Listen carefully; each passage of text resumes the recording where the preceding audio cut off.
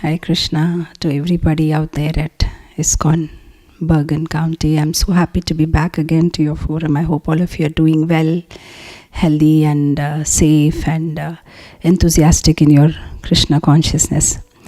So out here in India, everything was fine, but now the third wave is picking up and we're just hearing cases after cases. But the good news among all the bad news is that it's mild and everybody's recovering in 3 to 4 days. But yes, the numbers are increasing. So that's with India and specifically South India and the place where I stay. So before I begin the session today, I like to pay my humble obeisances to all the devotees out there in the forum. Vancha kalpatarubhayascha kripa sindhubhaivacha patitanam pavanebhyo vaishnavebhyo namo namaha ananta koti vaishnav vrinda ki jai. Shri Radha Damodar Bhagavan ki jai. Jagannath Baladev Subhadra Maharani ki jai. Sita Ram Lakshman Hanuman ki jai. Shri Go Nitai ki jai.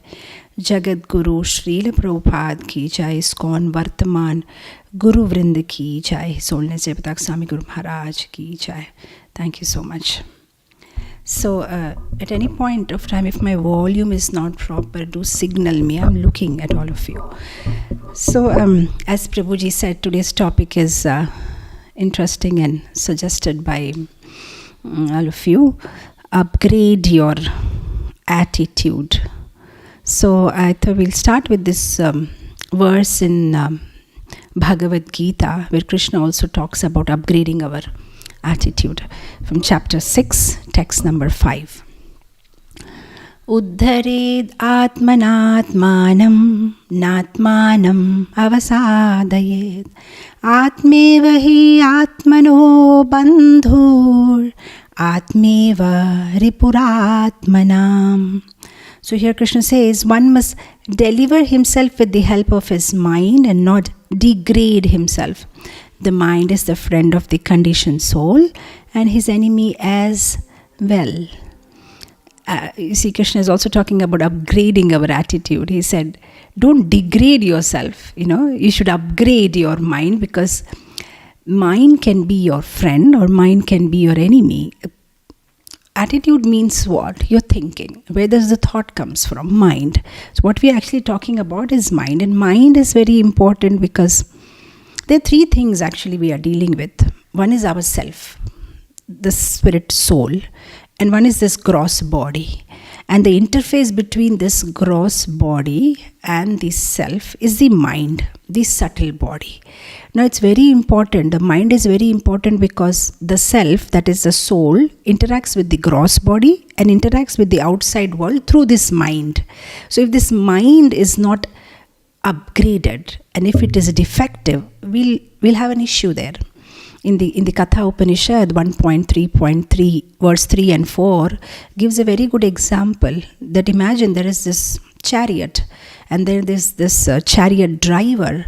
The chariot driver is the intelligence, and the reins by which the horses are controlled is the mind, and the senses are the horses, and the self is the passenger who is sitting there in the chariot. Now imagine if the reins are defective, then how can we control the horses? And then the whole chariot will go hayway. So just like we upgrade our phones, smartphones, and we upgrade the gadgets that we use, we upgrade everything around us. We need to upgrade our mind, and it's the most important thing, because any defect in the mind will completely dislodge us. In fact, the modern world is not giving so much importance to the mind as much as the importance it gives to the body. You see the example of what is exactly going on right now, the corona virus. So everybody is worried about the physical body, but just the other day, somebody sent me very interesting statistics of the year 2021. And I was surprised to see, they said more people died in suicide than the virus killed them. In fact, the statistics said 28 times more people die by suicide than by cancer, by other different diseases. and by the virus. But nobody's talking about the mind. Why does somebody commit suicide? Of course, they said millions of people try, only 1 million succeed every year to commit suicide. Now, why does somebody do something like that? That means mind is not healthy. That means mind is not stable.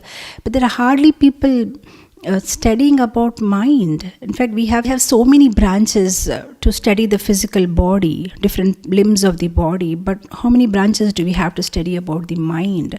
That means people are not giving so much importance to the mind. They're not able to understand the value of a healthy mind or a stable mind. So unless and until somebody has it, and why do you think people are not giving importance to the mind? One simple reason is probably because it's not visible. Physical body is visible, so we give importance to it. But mind is invisible, so people are ignoring it. But in life, sometimes the invisible things are more important than the visible things. Just like you see a building. The foundation of the building is not visible, but that's the most important thing of the building. If something wrong with the foundation, the whole beautiful building is going to collapse. We can't see the air, but it's the most important thing for our survival. We can't see emotions, joy or sorrow or hatred, but that's the most important thing which drives the mind. We can't see gravity, but that's the one which is keeping all the planets in the solar system at the right places. So many times in life there are so many things which may be invisible, but they are more important than the visible things. So we really need to work on the mind, and the modern science has not even able to scratch the surface of the mind. I'll tell you, even beauty about our Vedic culture, even uneducated person also understands that there is something called mind and what important role the mind plays. I'll tell you. Mind gets lots of thoughts. Intelligence discriminates which thought to be accepted, to be acted upon, which to be given up. And then the ego identifies, okay, I'll do it. This three stages happen. Now, so many thoughts come, but you don't act on every thought. So those who act on every thought, they are called unintelligent people. That means, in Hindi, normally even villagers will say like that. If somebody acts crazily, just about does anything, they'll say, buddhi nahi hai, this guy does not have buddhi. Buddhi ledu, in Telugu they say. Hindi they'll say, iska buddhi nahi hai. Now who told them that there is something called buddhi, there is something called man, there is something called ahankar? Then naturally people know it. Even an uneducated person also understands that so many thoughts come in the mind, but you don't act upon every thought. With intelligence you discriminate, and if you don't discriminate, that means you're not having intelligence. So they'll ask, you're fool or what? You don't have intelligence? Why did you do like this? Somebody may say, I don't know, just that thought came and at just moment I acted. And then somebody will correct, why did you do that? Don't you have intelligence? That means everybody understands there is mind, there is intelligence, there is ego. Even they have not read Bhagavad Gita or they have not read scriptures, but it's natural that there is something called intelligence, there is something called mind, there is something called ego. But we're not studying about it. We don't talk about it. But Gita talks about it. Our scriptures talk about it. Stability of mind. It is so important. I'm just reminded. Now, let me give you one example to prove how stability of mind is important. Let's say you have an issue with your heart, okay, and you come and tell me, Mataji, can you suggest a best cardiac surgeon in Visakhapatnam or India, whatever, we want to come for treatment. And let's say I give you the name of the best heart surgeon. And you are very happy. You go to the surgeon, okay, this is my problem. He says, all right, I will go ahead and do your surgery. As you sit in his office, you see there are degrees and so many certificates and accolades, because he's operated the heads of so many different nations and he's one of the very famous doctor, and he has photos with the president of Sri Lanka and prime minister of India, and the whole office is like, wow, and you're thoroughly impressed with so many degrees and certificates, and you're happy, okay, he's a right man. And now you are in wheeled on the in operation theater, and the nurse and they're just taking you inside inside. Now imagine at that moment, if the nurse shares with you, our doctor is very nice, wonderful. Till now, no operation was unsuccessful. But it's just that last 2 days, his mind is not very stable because his only son died. His mind is not stable. Now, how many of us will continue with that operation? We'll say, no, better we do the operation after 10 days. Now, the degrees are still there and the photos with different presidents and prime ministers are still there and his name and fame is still there. But you don't want to deal with him anymore because it's not having stability of mind. Mind is so important that we have the, scriptures say this very nice thing. They say, Jitam Jagat Kena Manohiyena. Who can conquer this world? Jitam Jagat Kena. Who has conquered the world? Mano, one who has conquered the mind. And same thing Rupa Goswami says in his Nectar of Instruction. Vacho Vegam, Manasa Krodha Vegam. Manasa Vegam. Who can control the mind? Then he can become the spiritual master for the whole world, says Rupa Goswami. So important that one should have healthy mind, the right mind, because mind will not only determine the way you live, the mind will determine the way you perceive things. What happened to Duryodhan? When Duryodhan was asked to go and find out, go and get some good man, Duryodhan said, I don't see even one good man in this world. Everybody is bad. And when Yudhishthir was asked to go and get a bad man, he said, I tried my best. I could not find even one bad man in this world. I've been searching. There's nobody bad in this world. So it's your mind with which you perceive things. It's your mind which determines how you live, how you move around, what happens to you. Situations will be same. How you analyze them depends upon your state of your mind, how healthy your mind is. I'll tell you, on a certain day, in a Indian railways, there was this one rich lady who walked inside the compartment with her husband, and she's rich. She has that in her attitude. So the moment she entered, she started complaining. The fan is not working properly. I'm sweating. Oh, this curtain is not proper. Oh, this compartment is stinky. Oh, this is smelling. Oh, this window is not opening properly. She was complaining about everything, and everybody in the compartment is just watching her. After some time, she got tired of complaining, and both the husband and wife were sitting. So the other people in the compartment, they started a conversation. So, what do you do, sir? They seem to be rich, good garments and good clothes and decked up. So husband said, well, me and my wife, we both are in manufacturing business. So said, oh really, sir? What do you manufacture? He said, I manufacture soaps.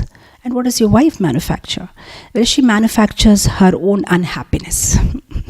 She manufactures her own unhappiness wherever she goes. That's what she manufactures. So, our mind, the way we perceive things, that's why it's very important to keep the mind all right. If your mind is all right, no matter where you are, you can adjust the environment of that place. Mind is so powerful. I'll tell you, there's this one lady who has written a very interesting book. Her name is Lisa Rankin. She's written this book about mind over medicine, and there she has given so much data of different scientific experiments they did, proving the power of mind, how mind can harm or mind can heal. And there's one particular case study that I like, very interesting, was about Dr. West. He was treating this patient called Mr. Wright, and he had these tumors all over his body, like the shape of it, size of an orange, on the throat, on the stomach, on the hand, everywhere. And the doctor had given up on him because it looked like he can't survive, because he was in the last stage. So, but somehow this man was very positive, Mr. Wright, because he had come through, he had come through an article in a newspaper glorifying a particular drug, which was a recent discovery, and they were still clinically experimenting with that drug, and so far so good, it was proving to be beneficial. So this man became very positive, and he told Dr. West, why don't you get me that drug? I'll be fine. And doctor was like, I can't get you that drug because they're still testing it. It's not in the market out. And he was insisting, I'm ready to spend any amount of money. You just get me that drug. If you get me that drug, I'll be fine. I'll recover. The doctor thought, anyway, he's going to die. Why do I disappoint him? The last moment, the last wish. So he said, okay, I'll manage. I'll get it. No matter how expensive it is, I'll get it. What he did, placebo effect. He simply put some salt water in the injection and said, I got the drug for you. And he injected him just to make him happy. Lo and behold, after 2 weeks, this man was out of the bed, walking in his room. And when the doctor came on the visit, he was surprised to see him all healthy, and all the tumors had melted, and he was doing very well. And then another 2 weeks, they discharged him. And the doctor was surprised. Oh my God, just the positive mind can have such an effect on the person. But after a month, he came back again with the tumors all over. Now the doctor was surprised. Then over the course of the treatment, he shared with the doctor that one fine sunny morning, he was reading the newspaper and he came across this article where they were saying that this particular drug is not so successful. Now the doctor understood his mind. Oh, that's what's making him negative, and the tumors are back. So the doctor came back next morning with a plan. He said, look, what they were talking about, those drugs, they failed because, you see, this is a 1957 real case study, okay? So he said that drug, during the shipping of the drug, there was some, issue, and that's why the drug was not very high quality. There was some issue, but I got the drug right from the, lab, and this is concentrated and perfect, and this is going to work for you. Now this man became again positive. Oh, maybe that was not it was a low quality, but he's giving me the best one and I'll be fine. Again he became fine within 2 weeks. All the tumors gone. Now, after some time, he again came back. What had happened? The American Medical Association had, released a statement saying that particular drug is useless. It's not at all helping, it's waste, and they have dumped the any more further improvement or research on that particular drug. This time the man was completely disappointed and completely given up. He had given up. So within, I think, after admitting in the hospital, within 2 days he just left body. It's very interesting how mind has so much power. That's why you see Dr. Bernice Eagle, one of the very famous oncologists who deals with cancer, he once made a statement. He said, after my years of experience, I have stopped using this word terminal patient, because I understood one thing, that no disease is terminal, or no patient we can say terminal, because he said, whenever I used to go on rounds in my hospital, I used to tick for myself. This guy will die next week. That guy, not more than 10 days. That's it. And there were some patients I used to think, I think he'll survive. He's okay. I'm in another month of treatment and he should be fine. And he said, to my horror, all the people whom I had ticked off, they survived. And the people I was expecting, they should be fine, and they were dying. And they were dying. And I said, then I understood one thing. There are only two kinds of patients in the world. One who wants to live and one who wants to die. He understood, and he said, he was making this statement. So that means mind is so powerful. If somebody is a fighter, they will fight it out. And somebody has given up. Maybe their physical body can manage, but the mind has given up. So now they cannot recover. Of course, biggest example here I would like to give in our ISKCON movement is my Guru Maharaj, His Holiness Jayapataka Swami Maharaj. Everybody thought it's over, and he managed. So many years, he got this stroke, and then after that so many things followed, big and small, and then the liver transplantation and the kidney transplant, and so many things happened, and he's fine. And now again he's in the hospital, and this time he's got some some artery leaked, and so much blood is coming and leaking in the abdomen. Of course, I think they did the embossing and all, but I'm just telling you one example that it's the mind. If somebody has a powerful mind, they can fight any disease. So what to do to have a healthy mind? So to get a healthy mind, we need to think differently. Just like doctor, when he gives you medicine, he'll tell you, okay, with the medicine, take this particular diet. Now you may say, well, I'm eating, Dr. Ji. Yeah, you are eating, but eat differently. The doctor may say, walk. And you say, well, I walk every day. No, you're walking, but now walk differently. Go on brisk walk 1 hour in the morning, walk 1 hour in the evening. The doctor says, okay, breathe properly. You may say, well, I'm breathing every day. No. Breathe differently. Do pranayam, breathe in and breathe out in this way. Then it will help you. Think properly. Similarly, think properly. Yeah, you may say, I'm already thinking. Yeah, but if you want to have a healthy, stable mind, then you'll have to think different. You'll have to think positive. You'll have to think in the right way. See, we live in this world, and where there are lots of choices, and we have lots of freedom.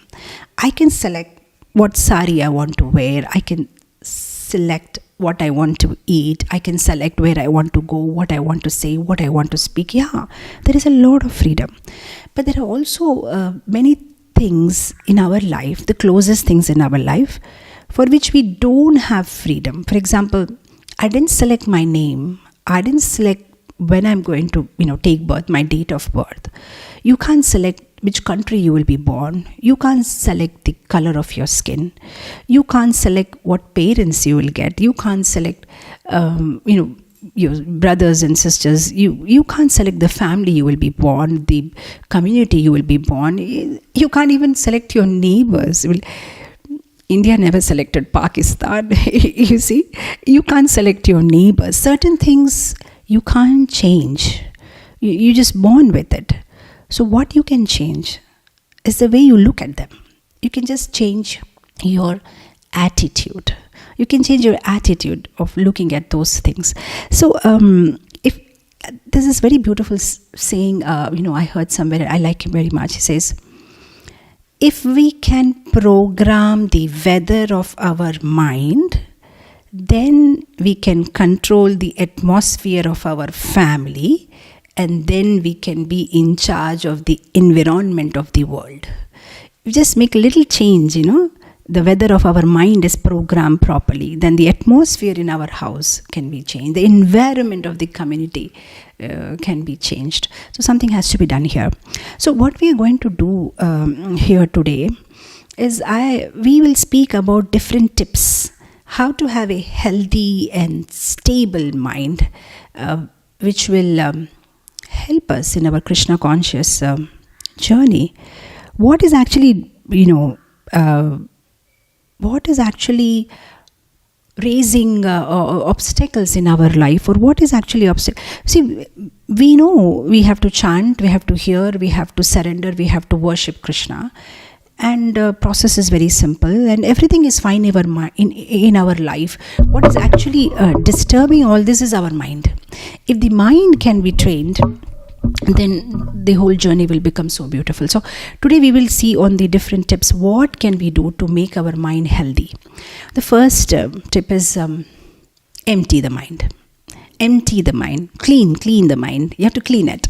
Like you take a brush and some surf and you just clean the mind. Empty the mind, because mind is having so much stored here that we're not having space for Krishna. There's so many things out there, and it's a traffic jam. So we need to clean the place. Then we can make place for Krishna. We have so many negative emotions. We still remember that fight which happened 15 years back with the neighbor or 10 years back what he said and she said and she said and he said. And all this is crowding our mind so much that there is no place for Krishna. So clean your mind. I know it's so easily said, but it's not so easy to do. Even to remove physical things from our house is so difficult. Every Diwali or on festival, the Matajis, they will start the cleaning drive of the home, and they take out all the useless things which have been never used for years. And finally, when the whole thing is ready, okay, this is the trash, then one by one it will start. But this charger, I think we can still use it. Better to keep it, because if my charger doesn't work, I think this wire will be useful. I think this I can keep under the study table. And within 20 minutes, everything will again go back to their places, And that happens every year, Diwali. Every year you take out that I'm going to throw, and then you'll still keep it, and you'll still keep it. And I'm sure many out there will agree with me. This happens. Now imagine some physical useless things also from house. It's so difficult to throw. It will be definitely difficult to throw things from our, out of our mind, because we've been storing them from such a long time. And there are so many impressions that we have stored from the previous life. We have not cleaned it there also. See, that's why people work, why the spiritualists talk about, the mind so much. Because the thing is, this physical gross body made up of earth, water, fire, air and ether, you get a new one every time you take birth. But mind, you don't get a new one. It's an old one, and you have to live with them. And there is no exchange, and there is no refund exchange policy. Just like you buy things on Amazon, you can exchange them. You can get your money back. You can refund. But mind, there is no exchange. We have been with it for a long time. So better we start working on it, because body, at least you get a new one. But mind, ego, intelligence, the subtle body is with you all along, no matter what species of life you go. So at least when we have come in touch with Srila Prabhupada and the right parampara and the right scriptures, the first thing we start doing is work on our subtle body, make it nice, clean, good, fresh and beautiful.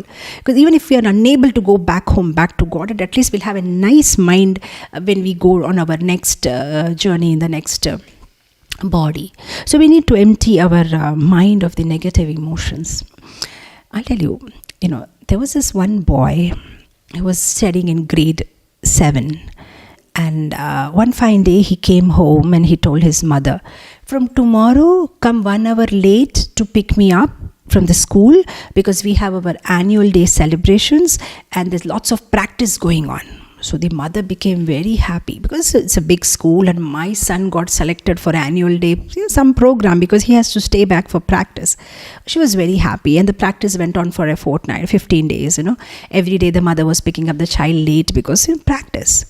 And finally on the day of, the annual day, and all the parents are sitting and, they're just looking. And these parents were looking, where is my child? And they couldn't find him in the whole program. And at the end, when they went back home, now, in the school, the children are with the teachers, and then afterwards, the parents have to pick them up. So when they picked up the child after the whole program was over, in the car, they were asking their son, we didn't see you anywhere. What were you doing? What was your role? So his son said, oh, mommy, don't ask me. My best friend got 10 minutes role, and my another friend got 15 minutes role. And somebody got the role of singing, and somebody got the role in a drama, somebody got this. But you know what? With me, I got 1 hour role. Complete whole 1 hour role. And his mother said, really? What was that? He said, you know what I was supposed to do? I was supposed to sit in the audience and clap and clap and clap and clap for whole 1 hour. Imagine, my friends had 10 minutes role and 15, but I had a role for whole 1 hour. I was supposed to clap. That's what my teacher said, that you clap enthusiastically. Now just look at this. Of course, the parents were miserable, but the child was so happy. Why? Because such a positive mind he has. He doesn't have any prejudice, any discrimination, any hatred. His heart is pure. He doesn't, know the difference between stage or audience. Or he was happy that he's part of it. He's part of the show, and he also, had something to do. So positive attitude, positive mind can keep you happy anywhere and everywhere. If you're not having the right positive attitude, even if everything is right in your life, you'll still have a but. And if this tendency continues, even if you are sent in Swarga and you are sitting along with Indra, you will say everything is fine. But you know what? Urvashi did not look at me while she was dancing. You'll always have everything fine, but that but will keep on in your life, if you don't have positive attitude. And somebody has the right attitude, even if everything is wrong, they'll always keep looking for something positive in what is, even if everything is wrong, they'll say, okay, fine, it was like, but this was nice, but that was nice, right? So, empty our minds. So right, we need to empty our minds. If we don't do it, if we don't empty our minds of negative emotion, after some time it'll start smelling. It'll smell bad.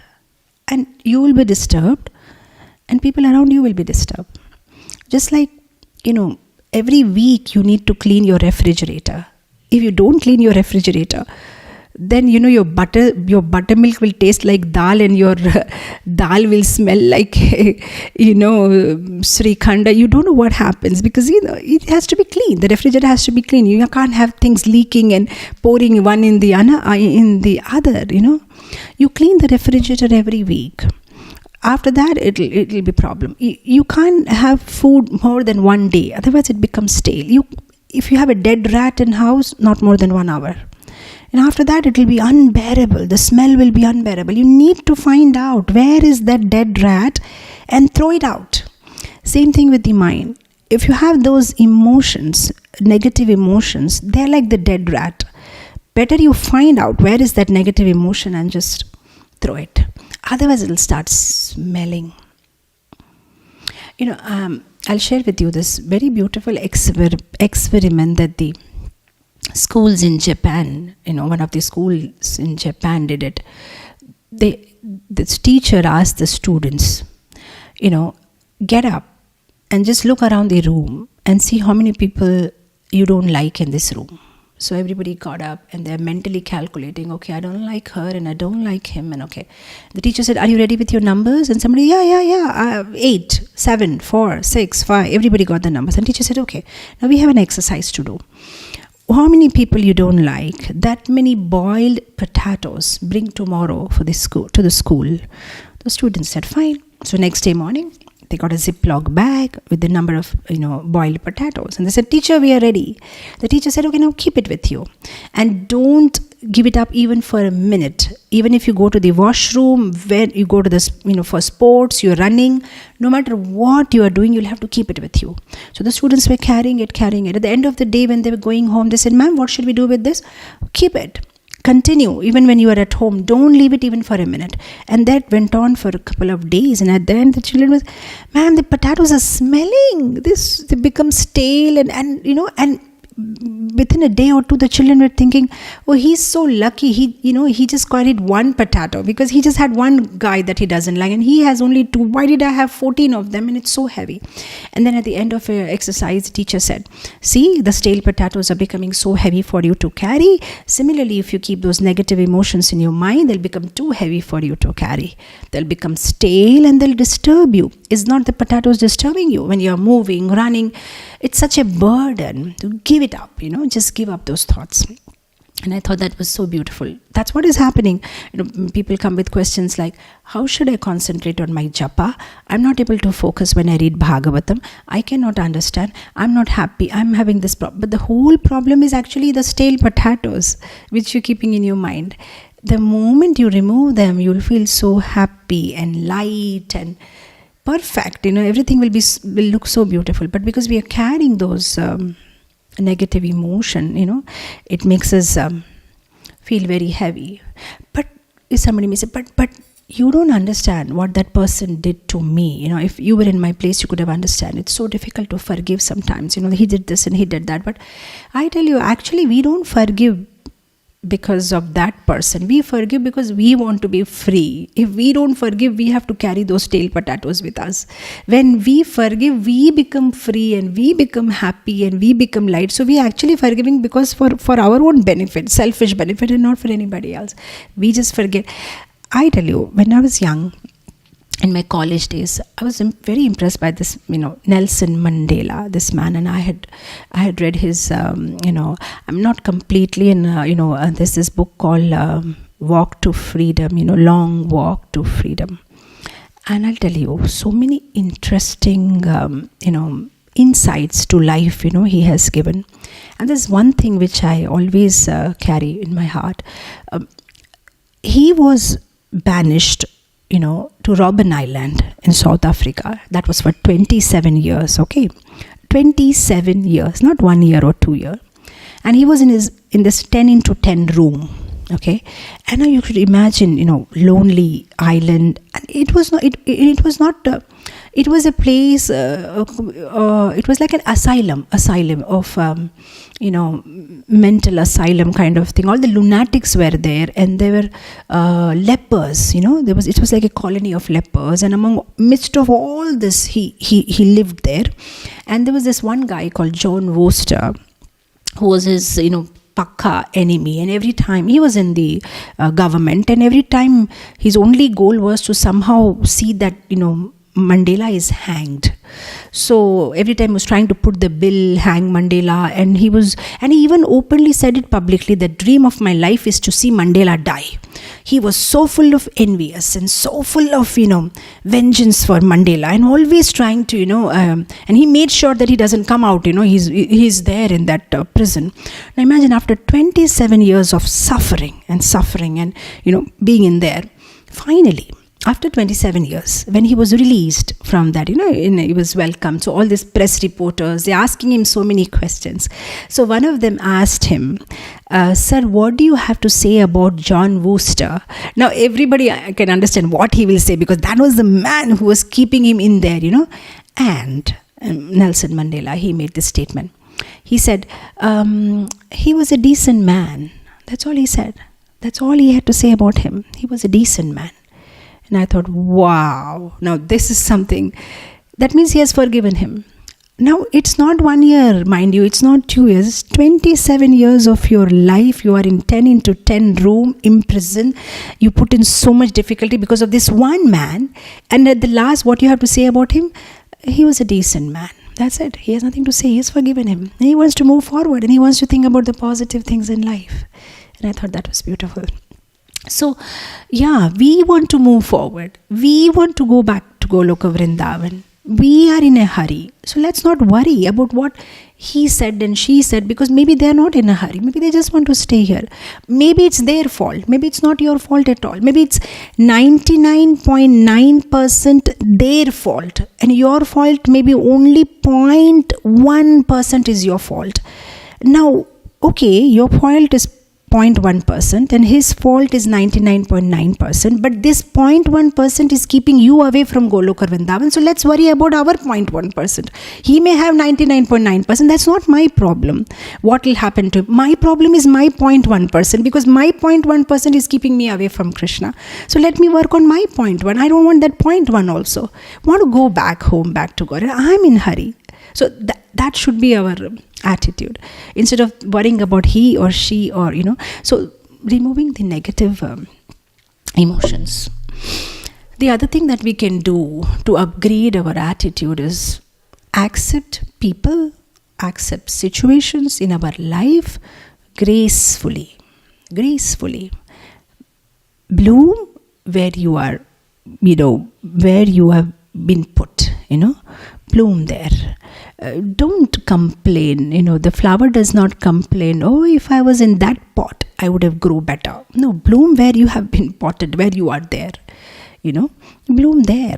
Whatever the soil or manure you are getting, according to that you grow. Don't start looking at that flower and this flower. Accept people, accept situations gracefully. Just like we accept prasadam. You go to a temple and they give you charnamrit, you just accept it because it's a prasad. Oh yeah, and you just take it. You don't analyze, oh, this has a little less ghee, I think, and I think that pujari has forgotten to give little honey and he should have put a little more rose water. Nobody analyzes a charnamrit. Charnamrit is charnamrit. You just take it and finish it up. Our life is a prasadam of the Lord, and He has decided what kind of husband and wife and what kind of situation we will be put in. And let's just accept it as Lord's prasad. And then with whatever Lord has given us, and with that we, go on with our life. See, if the things are different, it makes it more interesting. Imagine if everybody thinks, walks, talks like you, what's the fun? But that's what we are trying to do. Everybody should think as I think. They should walk as I walk. They should talk as I talk.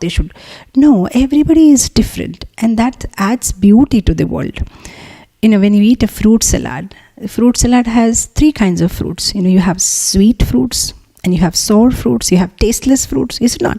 You put sweet fruits, you put chiku, you put banana, these are sweet fruits. You put some sour fruits, you put oranges, and you put grapes, and you put some tasteless. I don't like apples, so I think I'll put that in the tasteless category. Apples, no taste.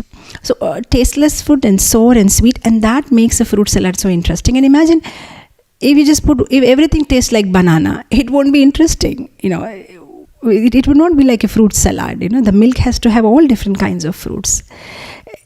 Actually, we like variety, frankly. In fact, everything is similar and same. We won't enjoy it. Imagine you go to a zoo. And here is some monkeys you're seeing in the cage. The very next moment when you walk further, you want to see now a different animal, and then you want to see a different animal. Imagine the zoo has the same animals, you won't go to that zoo. You'll say, no, I want to see different. But when it comes to our family, community, we want everybody should be same. Talk like me, think like me, speak like me. There we don't want difference. But otherwise we want variety. Everything should be. And we don't complain when we look at a monkey in the zoo. We don't say, actually his nose should have been a little broader there, and the lips should have been a little redder, and then this should have been a little this. No, you are happy whatever way the monkey looks. But with our family, maybe my wife should have been little this, and my husband should have been little nicer, and we have so many changes to prescribe. I'll tell you something. Whenever you get this feeling, there should be this should have been like this, that should have been like this. Whenever you get this complaint in your mind, remember this one example I give you. Imagine you have a morning shift to your office. Okay, so you have packed your tiffin, you have packed food for yourself. Now you have to go to work. So you have packed some soup, and you have packed some upma, you have packed some things, and then you go to your workplace. And then when there is the break time, you open your tiffin, your carriage, and you see the spoon is missing. Now tell me, whom will you complain? It's you who cooked the upma and cooked the tomato soup, and it's you who packed it. And who forgot the spoon? It's you who forgot the spoon to be packed. So now whom are you going to complain? Nobody, because it's you who packed it, it's you who did it. That's what's happening in our life. The people that we come around, our family, whether it's our children or wife or husband or whoever is around, it's you who have packed it. You wanted a wife like this, and you wanted a husband like this. Now don't complain, because you packed it. How did you pack it? By your karma. You packed it. In your previous life, you have done a certain karma. According to that, you have been given a certain spouse. Now, if you have forgotten while packing, maybe you packed, I should have a beautiful wife, and she should be educated, but you forgot to add that she should be sweet-natured, and you forgot to add a salt, and you forgot to add a little sugar, and now you are complaining, but the soup is not tasty, But my dear sir, you cooked it and you packed it. Now you can't complain. You packed it. So now every time things are coming out of the carriage, your son, your daughter, your husband, your wife, always remember you packed it. And if you have forgotten to put something in that soup, it's nobody's problem. It's your problem. Right? And if we remember this one thing, we'll stop complaining. Because whom to complain? Nobody has packed it and given it to you. Here, dear sir, carry your carriage. You packed it yourself. You cooked it yourself. You carried it yourself. And now you want to complain, with others. Why don't I have, rasagulla, and why I have only upma in my tiffin? But you packed it. Right? So accept situations, accept people in your life gracefully. Along with your bank balance, we always check our bank balance. Nowadays you have so much facility in the phone. You can just send them an SMS and they'll tell you what's your current balance. And of course there may be more other upgraded ways to check. But you keep checking your bank balance. We also need to check our brain balance. What's happening with my mind? Where am I going? What am I thinking? What am I doing? I tell you, in this COVID situation, what really helped people was the brain balance, more than bank balance, because they may have all the money, they may have the passport, they may have visas, they have all the facility, but they could not move out from their house, 4 rooms or 2 rooms, and that's it. They were locked inside their house. The only thing that could help them at that moment was the brain balance. If they had nourished their brains nicely, then they could withstand it. And those who had not invested in their brain balance, they were shattered. They were shattered not because of Corona, so many other things that happened in their life. Because, staying in close proximity with their, with their spouse, and so many domestic violence and so many abuses and so many things. And they were in depression and some were in stress and so many things. But only those who had invested enough in their brain balance, they could manage it. They could somehow manage this 2 years and come out of this COVID situation. So apart from your bank balance, we need to keep checking regularly brain balance. What's happening with my brain? Am I cool? I'm fine? What am I thinking? What is my thought process? The other thing we can do is, apart from the business management, everybody has to manage their business. We need to also do behavior management. How we talk with people, how we behave with people. People who say lot of times they use this word sorry. It's not a good sign. You must think, how sweet, so humble, they're saying sorry. No, sorry means you're not alert. You can't keep, hurting people and then say, I'm sorry. Actually, I didn't mean that. I didn't want to say that. At that moment, I don't know how that words came out. I'm sorry. No, it's not great. That means you're not alert. That means you're not conscious. You just, you just have this machine gun in your hand and you keep, shooting people. And then you say, oh, I'm sorry. Did I hurt you? That makes no sense. So that means if we are using too much sorry in our vocabulary, we shouldn't be proud about it. It shows that we are not alert. Very unconsciously, carelessly we are talking. Keep hurting people with our talking, with our behavior, and then we keep saying sorry. So we should try to reduce that, and be conscious and alert of what we are doing, what we are saying. Are we hurting anybody? So that is one thing. Apart from business management, we should also do behavior management. See, you may make a lot of money, but it's not about, keeping all that money, all that gold in your heart. We have to see whether I have a heart of gold. Do I have a gold in my heart, or I have heart of gold? Have I improved my behavior? So, we need to keep regularly checking on that. The other thing that we can do to upgrade is check whether you have a bonding attitude or breaking attitude. Some people, they have this breaking attitude. The moment they open their mouth, they break hearts. They just disturb people by their talks. I'll give you a simple example from Mahabharata. What happened with Draupadi? Just that one sentence changed the whole course. When Duryodhan slipped and fall, she says, Andeka putra andha. She says, the blind man's son is blind. And, she, with sarcasm, and that hurt Duryodhan. And then, series of things happened and ultimately resulted in the war. So we need to check our words, are we like that? The moment we say something, we hurt people, and do we have breaking attitude, or do we have a bonding attitude? Is it that when we speak, people immediately become very happy and inspired, and they become super enthusiastic? We need to check ourselves. One way to check is does your husband say that, oh, if I have to be born again, I wish I have you as my wife? Or does your wife say, oh, if I have to again take birth, I wish I have you as my husband again? And how many of you get that validation from your spouse? Check. Or does your guru say, oh my God, if I have a disciple, I should have a disciple like you? How many of let's check how many of us has that. And if we say, no, my wife says, Amma, over with you, at least next life I get a better husband, then start working on it. Then you understand, okay, that means, or your children say, oh my God, why is my dad like this?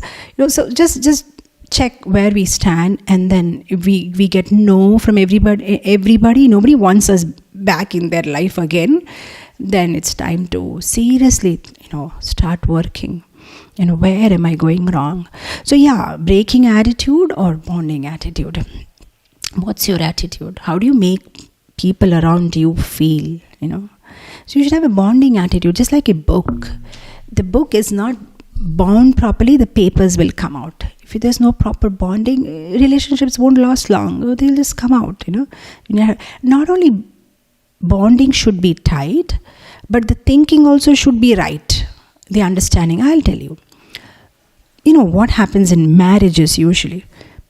You get in touch with a person. When you get in touch with a person, you don't get in touch with the whole of that person, just a part of it, because you know him for a few hours that you speak to him, you interact with him, you associate with him. And now when you get married to him, it's not the part. Now you have the whole of him, but you know only the part of him which you like, but you don't know the other parts of him, right? Everybody has so many parts in their life. But now you have to have the maturity. Okay, now there's so many parts to this person's life. Maybe I just like one part of him, and there are so many other parts of him which I don't like.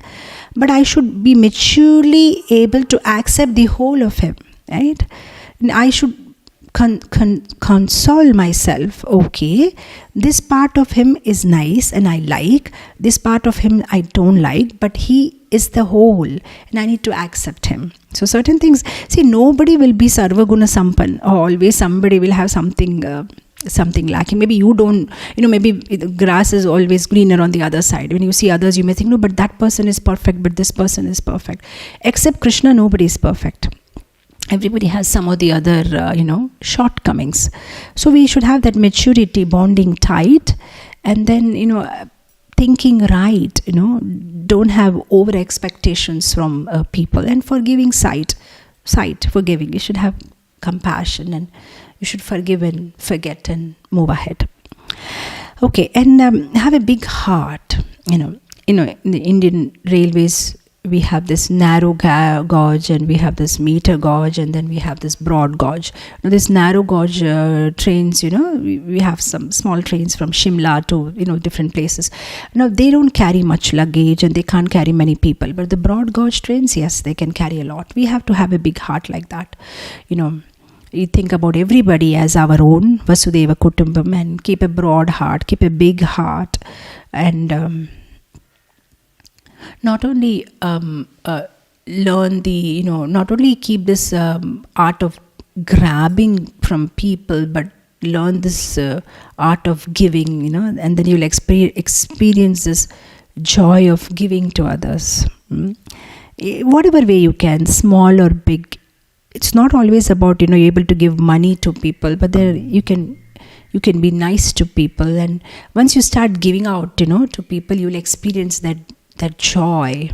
Now I'm reminded of this one man who was in a, on one fine day, he was in a cab, and he was traveling from one place to another. Now in India, when you are at this traffic signal, when there is a red light, you have so many street vendors, small kids also. They'll come and sell some peanuts, and they'll come and sell some papaya, some flowers. So this man who was in this cab, he asked a small boy, say, come, I need, give me some peanuts. So he bought the peanuts, and after buying the peanuts, he gave it to the cab driver. The cab driver was surprised. He said, sir, what is this? He said, no, it's for you. No sir, I don't want. No, you take it. You've been driving last 1 hour and this is for you. They said, sir, you take some. No, I've bought it for you. You happily, eat some peanuts and drive, nicely. So this cab driver was very happy. And then finally when they reached the destination, so, in the Indian taxis, you have to see the meter, how much it, so you just see the meter, okay, how much I have to pay. And the taxi driver says, sir, you don't need to pay. And he said, why? He said, so many people gave me money, but nobody gave me love and affection. The way you treated me, the way you spoke to me so affectionate, sir, you have paid in full. And I want to give something back to you. I don't want to take any money from you. So I was just thinking that, small little things that we can do, upgrading our attitude, little changes, not big, step by step. The lift man, in our apartment, or the security guard, or the, person checking our cards at the, or the person in the counter at the departmental store who's billing. Just about anybody, if we can just, give a smile, be nice to people, start giving, have a broad attitude, have a bigger attitude, it will be so beautiful. Small little changes if we can make in our day-to-day life. So of course, this is because there can be no end to this topic. We can go on and on and on, how we can make this little changes in our attitude, in our day-to-day life, and how can we become happy and happy. So somewhere I need to end it, because it can go on and on and on, because lives are like that. There is so many things that we can do, and the scriptures prescribe so many things that we can change in our attitude, and that will make our lives happy and more closer to Krishna. And with this one thing I'll say, and I'll end it here, is let me ask you a question. Let's say you went for an event at your office. Okay, at your office it was a nice event, and after a few days, the office colleagues were sharing with you the photos of the event. And they gave you 3 photos, and in one photo, all your colleagues were there, smiling and looking very nice, but somehow you were missing in that photo. Maybe you went to get the Coke or something from the pantry. You were missing. And the second photo, all your office colleagues were there, happy and smiling, and you were also there. But you had a face like this, sometimes it happens in the photo, you suddenly closed your eyes and they just clicked the photo at that moment. And then there was this third photo, which had all of your office colleagues happy and smiling, and you are also there happy and smiling. And now here you are with your album, which has a space to keep just one photo, and you have the choice of these 3 photos. And which photo will you pick up? Which photo will you pick up? The third one, which has all your office colleagues and you smiling. Now you will say, what's so difficult about this question? Anybody understands out of these 3 will pick up the last one. Yeah, why will you do that? Because when you revisit your album again, you'll be so happy to see that picture where everybody is happy and smiling. So similarly, when this question is so simple to answer, it is as simple as when we have the album of our mind, let's just have the best picture there, best picture of the people in our life. But what we do in the album of our mind, he did that to me and that picture we want to put it in the album. He has spoken to me like this and she has spoken to me like this. And then what happens? Every time you revisit the album, you are hurt and you feel so bad. So in the album of your memory, the album of your mind, you should always stick beautiful memories and beautiful pictures of people in your life. And then what will happen? When you revisit the album, there will be a twinkle in your eye and not a wrinkle on your face. Oh, he did that. There should be a twinkle in your eye.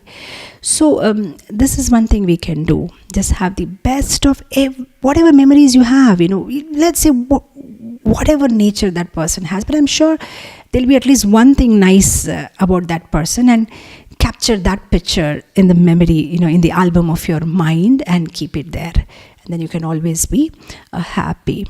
So, of course, we heard so many things in today's class, but everything will make sense if we start implementing them, because only hearing does not help. It's like the dam, when it rains, the dam stores the water. But the fact that the dam has water will not make your farms green. For your farms to be green, you need to make canals where the water from the dam goes to your farm. So when we hear a class, it's like raining, information, so many things. And what we are storing are like dams. But what we need to do is make canals, and that is action plans. How am I going to implement that in my life today? Whatever I heard, everything at a time, it's not possible. But we write it down, and then we have an action plan. Okay, today, now, 8 o'clock IST, I'm going to start implementing this one particular point. Maybe I heard 10 points, not now. This one point, I'll start working on it. And then, by this, I should try to achieve this. And then the second point, and then the third point, and step by step. There should be an action plan. And if that happens, then we'll start seeing, miracles in our life, we'll be more happy, we'll be more lighter, we'll be more closer to Krishna. So that way we can, make our mind our friend, and if our mind becomes our friend, then it'll take us closer to Krishna. If we have a healthy mind, if we have an unhealthy mind, then it'll take us further down and away from Krishna. So we should work on our mind, and whatever ways, by implementing small little thing and small little changes, we should purify our mind. Of course, intelligence gets purified when we read scriptures, and when intelligence is purified and more stronger, then it controls the mind, and that way the whole journey in the chariot becomes very comfortable, because the intelligence is in control of the reins, and the reins control the senses, and thus the whole journey happens very comfortably.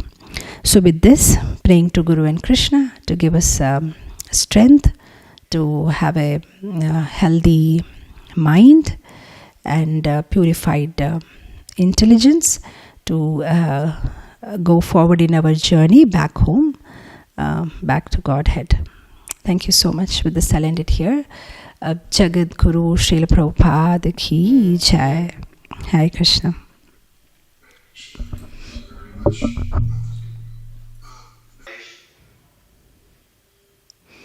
Okay. All right. Okay, so what I understand in your question is that, yes, sometimes we see certain things negative in our life, and then we are thinking, when will these problems end? So the whole thing is, when we read scriptures, then scriptures give us an insight on who we actually are. And when we start thinking about us in that context, then things will be a little easy to take. For example, when you see a building, a tall building, then you look very small in front of the building. But when you are up there in the plane, in the aeroplane, and from there you look at the same building, now the building looks very small. Now when you see in the bigger context, things will look smaller. Similarly, when you think about yourself as soul, when you think about yourself as part and parcel of Krishna, when you think that you are temporary in this world, when you know, then things become a little easy to tolerate. But if you think this is the whole thing about my existence, then it will become very, very difficult. I'll tell you, like for example, if you know that this, what is that boat? Titanic.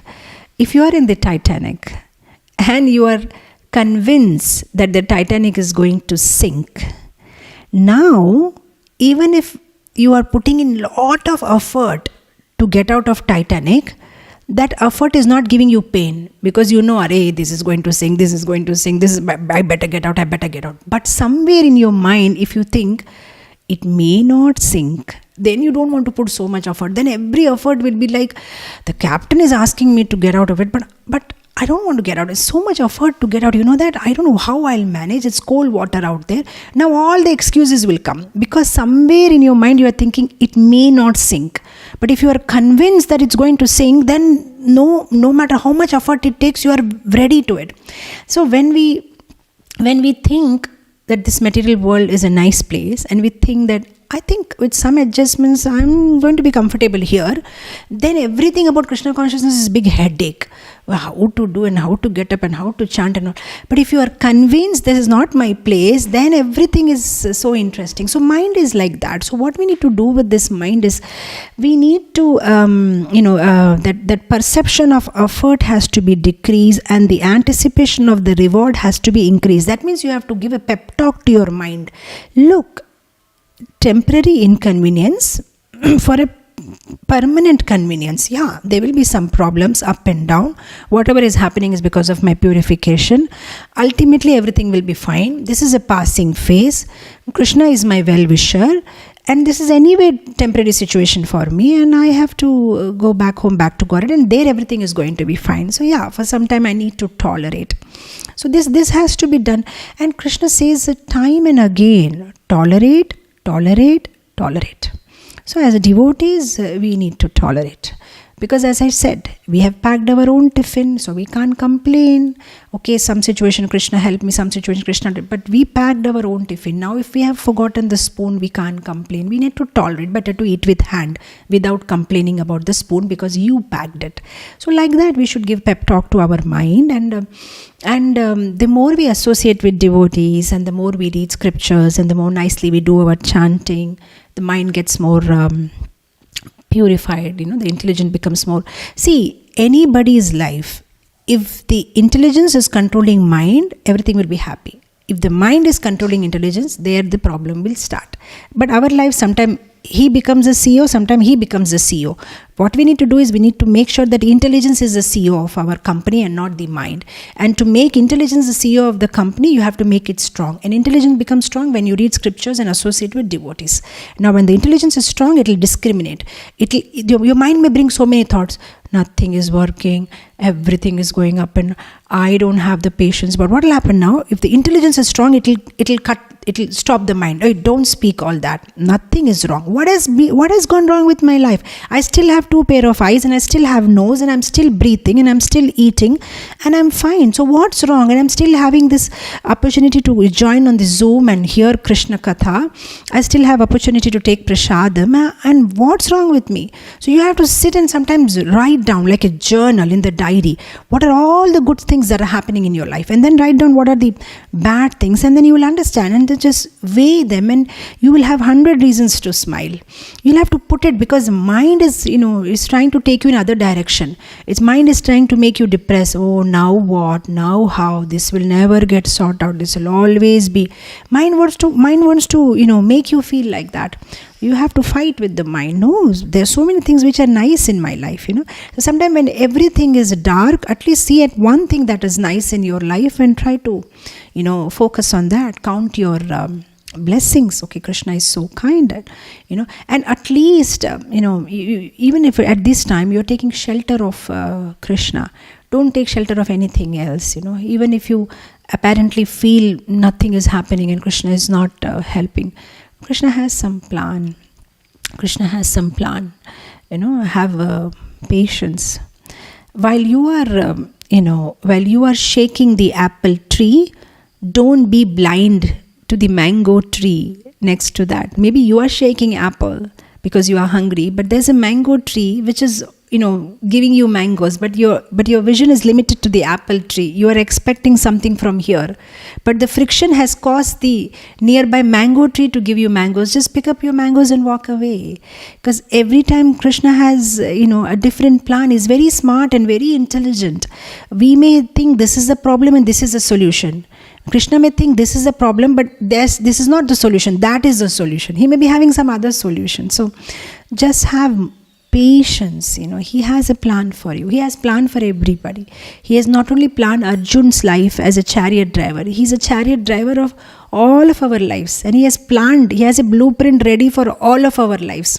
At this moment, maybe we are feeling this is not right what's happening to me, but there may be so many things in your life which must have happened 15 years ago, 20 years ago, or 10 years ago, which at that time you felt was not right, but now you feel it's okay, it made me more strong. So like that, it's a passing phase. Just after some time you're going to feel, okay, that was all right, it made me more strong, or it was nice for me. We never know. So Krishna has a plan. Okay. Okay, I have understood your question. So you said that when you think positive, are you depending on yourself? You're not depending on Krishna? No. You can think positive in connection with Krishna. It doesn't have to be isolated with Krishna. For example, I said, if you have a positive attitude, no, I'll be fine. You can add, I'll be fine because Krishna is with me. That's it. That's the only little change that you have to make in your thinking. You're not depending on you. You are sure that you will be fine because Krishna loves you. You are sure you will be fine because Krishna is your well-wisher, and he always plans nice things for you. So that's it. You just add Krishna to your positive attitude. So you're not depending on, you are happy because you are positive because you are connected to Krishna. The positiveness is coming from Krishna. It's not an isolated feeling. Yeah.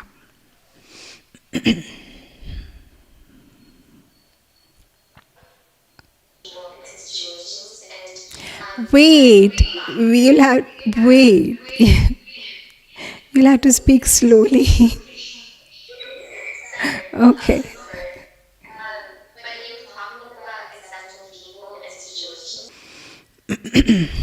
Okay, let me see if I got the question. Sweetheart, you are speaking so sweetly, but I'm not that smart. I'm trying to, let me try if I understood your question. You said in every situation it may be difficult to have faith in Krishna, right? Because sometimes situation is severe. That's what you mean to say? Did you say that? No, that's not what I meant to say. What I mean that situation. Okay, I got it now. You said in a certain situation, at that particular moment, you may not be able to accept it as Krishna's plan. That's what, you may not have faith. Okay, this is Krishna's plan. So what to do at that moment? Yeah, okay. Yeah, I'll tell you something. Not every situation you can accept as it is, saying that this is Krishna plan. For example, let me tell you, there's some people who were shooted by terrorists. Okay, they were killed. Or there's some people some children were abused, or let's say so many bad things happen to people. Okay, now imagine those victims. You can't expect them to think at that moment, this is Krishna's plan. Krishna loves me so much. He can't. His father has been murdered or something has happened to his children. How can he think this is Krishna's plan and Krishna is so kind to me? So it's not that you can always accept things as what you can do is, amidst the problem also, you can see what Krishna has helped you in what way. For example, let's say somebody just came to know that he has a 4th stage cancer or something like that. Now tell me, at this moment he can't be grateful to Krishna, or he can't think, oh, Krishna is kind to me, or so what he can do at that moment is he can start thinking about other things which Krishna has done. That means he can say, okay, I've got cancer and I'm suffering, but at least, before I died, at least I came in touch with Krishna consciousness. At least I got an opportunity to read Srila Prabhupada books. Okay, at least now that I know that I'm going to die, I have a time to, get more serious about Krishna consciousness. So, okay, at least I have now time to plan something for my wife and children. So like that, amidst the problem, you can count your blessings. That's all you can do, because for every situation you can't be grateful to Krishna. But amidst the problem, you can think about some things which Krishna has done for you, and that way balance your mind. Because you see, this material world is dukkhalayam ashashvatam. There will always be some problem. So we see at the bigger picture, and the bigger picture. That's it. So whatever happens, we should have that. Okay, like I don't know. In many classes I've said that whatever situations happen, you look up, look down, look around, look within. These 4 or 5 mantras. Whatever happens, you look up. Okay, this may be Krishna's plan. Okay, you look around. What are the other gates open? If this door is closed, what are the other doors open? Look within. You understand, okay, I'm not this body, I'm soul. This is temporary. So you look around, you look within, you look up. And sometimes, some things we cannot understand. For example, if you know, I don't know, nowadays children have seen or not, but in India they have something called embroidery. You make this nice patterns of, with thread. I'll tell you, when you look at those patterns which has been made in a handkerchief or something, if you look from below, you can't make out anything because they look all tangled. Like, what is this, But when you look from the top, it looks very nice. Maybe somebody's name is written, or maybe there is a nice flower. But if you look from below, you cannot understand. That's our life. What we are seeing we are seeing from our own limited vision, and everything looks tangled, and it looks like, I don't know what's beautiful about it. But when you are connected to Krishna, and then you try to look at a bigger picture, an aerial view, then you understand, no, actually there was a plan Krishna had. I'll tell you, when Arjuna in Mahabharata, he got cursed by Urvashi. I think it was Urvashi who said that, she wanted to enjoy with Arjun, and Arjun denied, I don't want to, because you had, association with my grandfather. So you're like my, grandmother, or like my mother, and I don't want to, enjoy with you. So Urvashi says, okay, go ahead. I become a eunuch, I curse you. Now imagine, Arjun cannot be grateful to Krishna for this. Wow, she cursed me. He was a strong Kshatriya. But then later he realized that this was Krishna's plan. Now because he got cursed, and then later on when he had to go on exile incognito, this was very helpful, because otherwise he had a strong build. Anybody could point out who is Arjun in the crowd. But because of this curse by Urvashi, for 1 year he could be incognito, he could hide himself, and that way they successfully completed their exile period. So like that, if you see in Mahabharata, there are so many such instances where you at the outset you will feel, what is special nice about this? Everything is going wrong in Pandava's life. But then when you see the whole picture, then things make sense. Sometimes things don't make sense part, but when you bring it together, they make sense. So definitely isolated incidents, you may feel, how to keep faith, but you should understand that this is part of the whole, and Krishna has a whole plan. Sometimes you see in the movies, you see some movies, some thriller movies, and in the beginning you will see the curtain is moving, and the half apple is broken, and there is some blood on the apple, and you cannot understand what's happening. But when you see the whole movie, then at the end of the movie, then you understand, why was the apple broken, and why were the curtains moving, and why was this happening. Now everything is making sense, but you have to have the patience to watch the whole movie. If after watching the first few scenes you say, nothing is making sense, I don't want to see this, then you will have to see the whole thing till the end. Then everything will start making sense. So like that, during those difficult times, you should tell yourself, yes, it's not making any sense to me at this moment. Why is Krishna doing this? Nothing seems to be right. Okay, fine. But I have faith. Krishna has a plan. I'm sure he has some plan. I'm just seeing the part of it. And later on, I'll see the whole of it. So you have to have patience and have to have patience. One faith that, a devotee should have is, Krishna is my well-wisher, and he doesn't know to do anything except to wish well for me. That's that one thing one has, that's our life's mantra. He doesn't know actually. You see 64 qualities of Krishna from Nectar of Devotion. One quality is that he doesn't know to do anything but favors on others. That's his quality. He doesn't know anything else. He doesn't know how not to help. He can only help. He can only wish good for others. That's his nature. So definitely Krishna has a plan. And at that moment, because you see, we are not on that stage where we get direct reciprocation from Krishna. So at that moment, we should immediately take shelter of the representatives, of our mentors or counselors or elders or seniors or Vaishnavas, and then take their help. Because sometimes at that particular moment, you're so vulnerable, and your faith is little fragile because of the situation you are put in. And at that time, you may have so many things in your mind. So immediately take shelter of somebody else, and then hear something nice, and then and then immediately your mind will be again, yes, everything will be fine. So you need that support.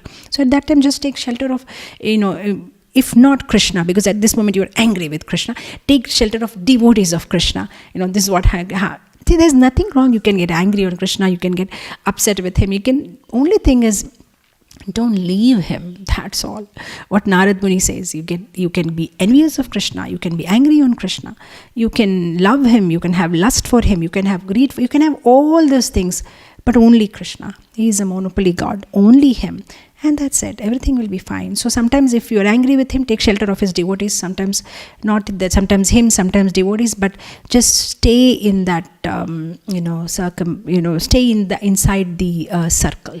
Don't get out of this circle. That should be the whole focus. At that moment, you may not be able to focus on the nice things that Krishna is nice to be, but somehow stay inside the circle. Don't go out of the circle. Take shelter of the devotees. Okay, I hope it helps you.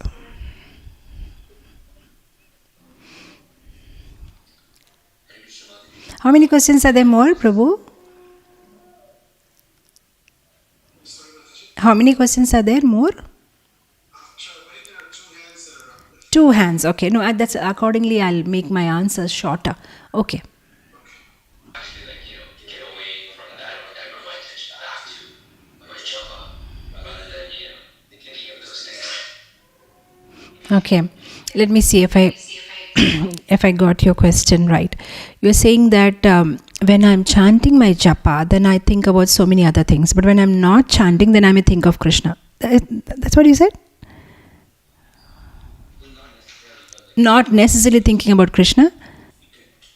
Okay, let me see if I get your question. So you are saying that when I'm chanting, so many negative things come about somebody, something, some situation. So how do I stop and focus on my chanting? Okay, see, when you are in a battle, in a war, the two opposite sides, they are fighting. What does this side, if they want to defeat this opposite party, what they need to do is they need to find out what's their weakness and then attack at that place, then they can win over the fight. So when we are chanting, we are actually fighting with Maya. So Maya is very smart. So she will see what's your weak point, and she will fight with that right weapon at the right time. So as soon as Maya sees that now you're trying to get closer to Krishna and you want to do nice chanting, so now Maya will analyze what's his weak point. His weak point is this person, and that particular negative emotion. So definitely she's going to bring all those right weapons to fight with you. She's not going to bring those thoughts which will help you to chant, because that's her job. There's a fight between us and Maya. So fine, let it happen, but we take more and more shelter of Krishna, and gradually the thoughts will go. When we are chanting, we should do only three things. We just chant loudly, and we hear attentively, and we pronounce properly. That's all we focus. Forget about what thoughts are coming and what thoughts are not coming. It'll come. Thoughts will come because so much crowd is there. But we still continue. And of course, I gave one class specifically on that. Have you added salt in your chanting? SALT, and you can go through that, where I was giving steps on how go one by one. Don't make big plans. I'll have my perfect 16 rounds today. You don't have to go. You can start with, I will chant 10 holy names today perfectly. That's my goal. That's all. The rest of my rounds, I don't know how it will happen, but this 10 names I'll hear properly. I'll chant loudly, attentively. I'm going to do a good job. Start with that, and then from 10 you bring it to 18 and 20 and 108, and then one round, and it will gradually happen. If sometimes you make big plans, it fails, then we feel, our mind is like that. It needs encouragement. If you said, I'm going to have best of my 16 rounds, then it doesn't happen, and mind feels disappointed because you failed. Then next day also mind starts with that disappointment only. Yesterday also I tried, nothing happened. It's always like this. My chanting is hopeless. You start in a bad mood. But if you keep small goals, then your mind will start with joyous mood. Yesterday I decided that I'll have my 10 names, and I did it. Today also I'm going to do it. So start like that. Start small, and then make it big, like that. And that's about it. Don't worry so much about thoughts that are coming. whatever thoughts are coming, they will go. Only thing is, you shouldn't stop chanting. You check. Sometimes people think that I'm chanting and thinking simultaneously. It doesn't happen like that. When you start thinking, you have already stopped chanting at one point. You'll not even realize, and you have stopped. Your lips have stopped, and you have gotten deep into the thought. Simultaneously, it will not happen. So it's like that. So don't worry. You continue, and you continue. It's like that. Like the pilot, he takes the flight, and almost all the time the flight goes this way, that way, and he again brings it back, and he again brings it back, like that. But of course, all said and done, there are certain tips. That's what I've given in that class. How you can eat well, what is required, and how you sleep on the right times, and how you have a nice place which inspires you while you are chanting, the right picture of Krishna, the right atmosphere, the right time of the day. If you're well rested, and so many factors will be there, and then you'll have a nice chant. And just before chanting, if you have read something very nice, or you have heard something very inspiring about holy name, mind has to be given, bribed. Or if you talk about what happens when somebody chants holy name, and then you see all that, what you are going to get, those awards, what will happen, that will also inspire you. Oh, if I have nice chanting, I'll get this, because mind always asking, what will you get in this? What will you get? What will you get? What is there in store for you? You have to tell, oh, you're getting this, you get, my memory will increase, this will happen, that will happen. So like that.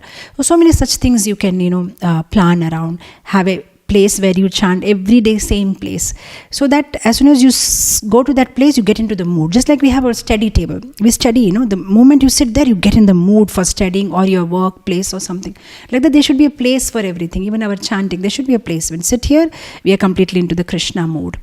And of course, before and after, what you do is also very important. So like that. And you shouldn't worry so much about what thoughts are coming, and forget about them, and keep continue. Make sure that you're chanting regularly on same particular time, and you are completing your rounds, and you are doing it loudly. This helps a lot. When you are doing it loud and you are hearing it, you are chanting loudly and you are hearing attentively. Chanting loudly, hearing attentively, and pronouncing correctly. It should be proper pronunciation. It should not go like that. It should go properly.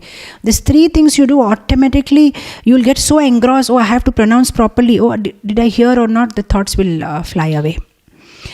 Okay, so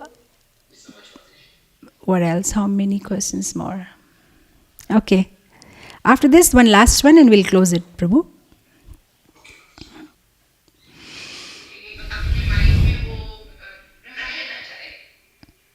Okay, so I'll answer in English so that everybody else is benefited. So you said that there are so many things that come from different other sources, and how do we make sure that they don't stay for us, stay in our mind for long? So yeah, that the gigo principle. You have to be careful. Garbage in, garbage out. So we have to be careful what we are taking in. We should be very picky, very limited, and we should not allow everything to go in. We should not treat ourselves as public dustbins. Public dustbins, they have this, use me, they put it on the dustbin. And we should not be always open to, unnecessary things. We should not take them, because even if they don't stay with you for a long time, they definitely leave the trace. And then again, it takes so much time in, cleaning it out. So we should be very careful. We have to restrain ourselves. Nobody can help us in that. We have to be very picky on what we want to do, what kind of people we want to associate. We are so particular about the water we drink. It's a mineral water, it's clean, otherwise it will cause infection. Similarly, we should be very particular about whom we are associating, what we are seeing, what we are hearing. We have to be careful. Whom are we lending our mind, our ears, our eyes? And see, scriptures can show us the mirror, and in the mirror we can see the hair is like this or the hair is like that. The scriptures can show mirror, but again, making the hair proper is our job. That scriptures can't do. That's our individual effort has to be there. They can just show us where it's wrong and you need to correct it. So now, since we know, we should lay down certain rules in our life. this I don't hear, this I don't associate it, this I don't do, if we are serious in Krishna consciousness. But we can't leave ourselves free, unrestricted to any kind of content and then think, why is my mind not cooperating? So, you will have to take that effort and, make sure we don't engage in unnecessary things if we are serious about going back home, back to Godhead. And once they're already in, then only process is we clean. That's it. If the garbage is inside, we start cleaning. Cleaning happens when you chant.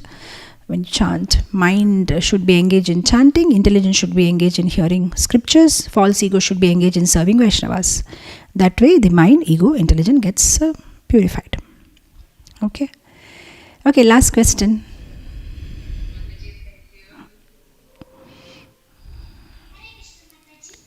Yes.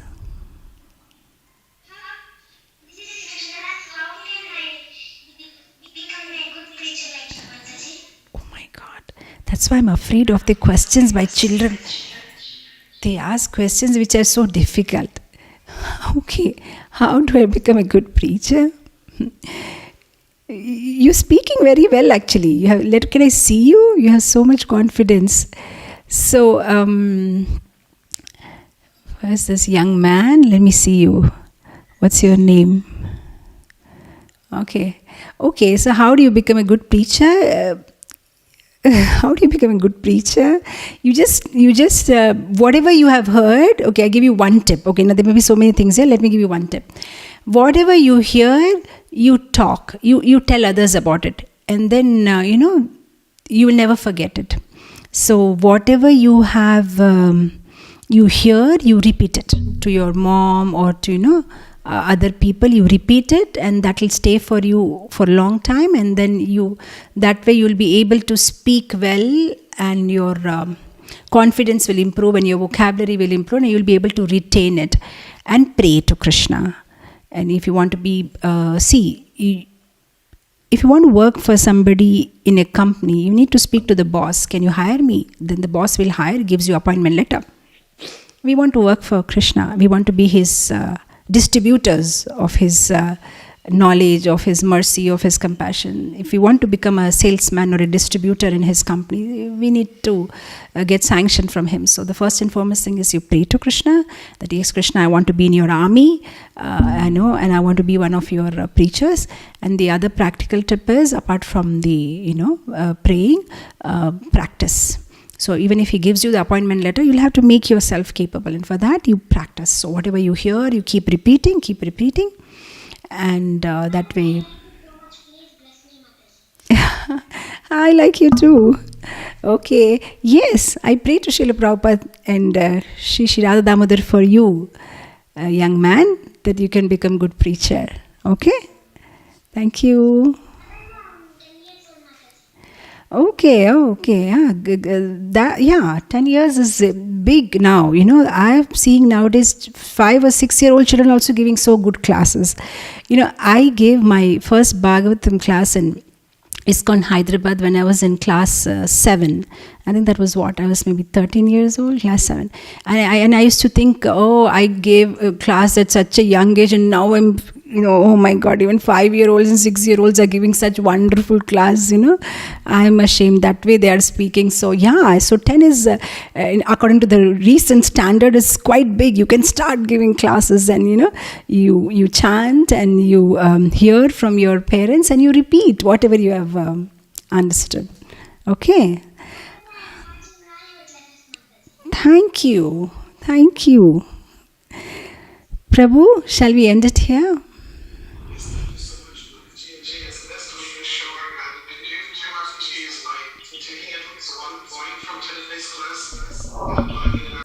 Krishna, Krishna, Krishna lage. Sab Krishna, Krishna, Krishna lage. Sab Krishna, Krishna, Krishna lage. Sab Krishna.